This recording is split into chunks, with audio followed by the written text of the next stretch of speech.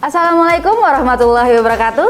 Hello healthy people, kembali lagi di channel PPID RSUD Provinsi NTB, channel yang inspiratif, informatif, dan edukatif dengan program baru Rehat Ramadan Sehat. Mitos apa fakta?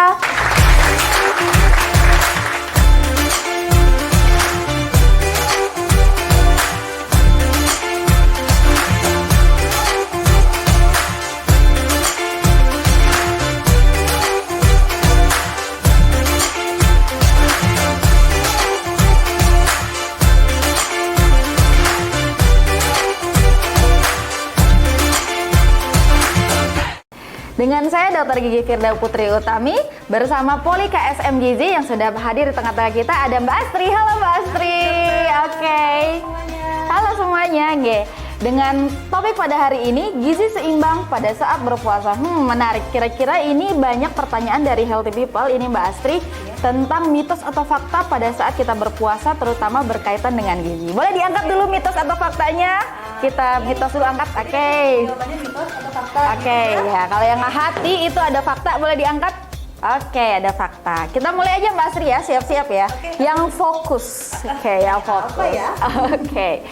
Mulai pertanyaan yang pertama. Tidak sahur pada saat berpuasa, apakah tidak masalah? Mitos apa fakta? Sahur saat berpuasa, mitos. Oke, mitos. Ya. Oke, mitos ya healthy people. Yang kedua Mbak Astri. Berpuasa itu menurunkan berat badan, mitos apa fakta?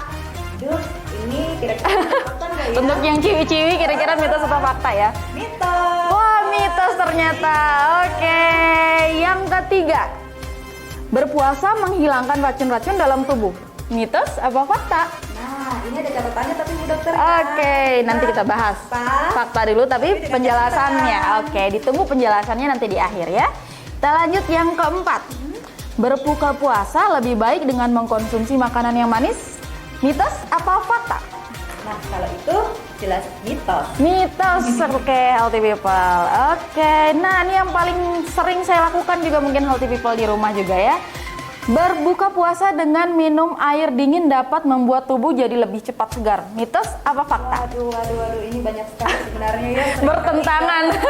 Baik, kita fakta atau mitos ya? Aduh, bingung. Mitos. Wah, mitos ternyata. Oke, mitos. Yang terakhir ini Mbak Astri, pada saat bulan puasa harus minum air putih minimal 8 gelas agar tidak dehidrasi. Mitos apa fakta? Kalau ini jelas fakta. Fakta. Oke. Selanjutnya, minuman mengandung kafein membuat lebih cepat dehidrasi pada saat buka puasa. Mitos apa fakta? Benar itu Bu Dokter, jadi fakta. Fakta. Yeay. Oke Mbak Astri, jadi untuk healthy people kira-kira ada pesan nggak atau tips kira-kira untuk menjaga kebugaran tubuh selama berpuasa di era pandemi? Silakan Mbak Astri. Terima kasih Bu Dokter. Healthy people, jadi selama berpuasa kita harus tetap pertama mengkonsumsi menu seimbang. Menu seimbang itu seperti apa? Kalau misalnya kita punya tumpeng gizi seimbang, itu di bagian bawah tetap terpenuhi adalah karbohidrat. Karbohidrat, kemudian di bagian atasnya dari karbohidrat adalah sayuran Bu Dokter. Jadi karbohidrat dan sayuran ini komposisinya tetap harus ada selama kita makan sahur atau selama kita menjalankan ibadah puasa. Nah, karbohidrat, kemudian dari sumber protein, lalu ada dari sumber vitamin dan mineral dari sayur tadi, dan sayuran itu juga sebagai sumber serat. Jadi kalau kita konsumsi serat, itu jelas pengosongan lambung juga akan lebih lambat. Nah, itu akan membuat kita lebih bugar atau tersedia untuk cukup energi selama kita beraktivitas.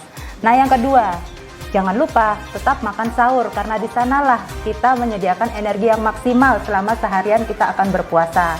Yang ketiga, jelas yang seperti tadi, jadi minum cairan atau air minum selama sebanyak 8 gelas, minimal 8 gelas setiap hari.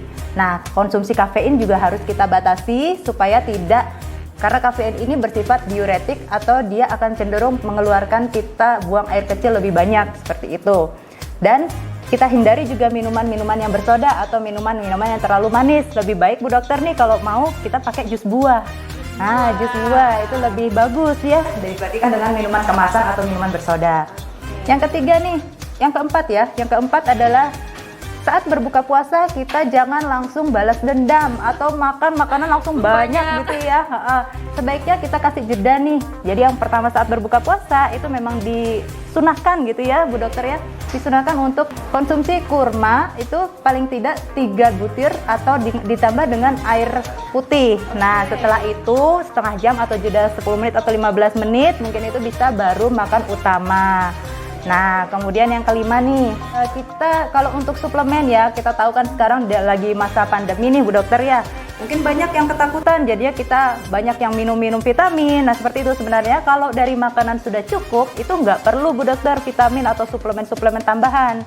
Nah kalau misalnya mau, kita bisa nih konsumsi misalnya madu. Nah itu lebih alami, madu. Nah sekarang juga lebih banyak juga yang mulai bikin rempah-rempah seperti kunyit, temulawak, itu dicampur dengan madu. Nah mungkin bisa seperti itu lebih baik juga. Nah yang terakhir nih Bu Dokter mungkin ya, jadi yang terakhir ini istirahat juga yang cukup dan stop merokok, mungkin itu tambahannya. Stop merokok.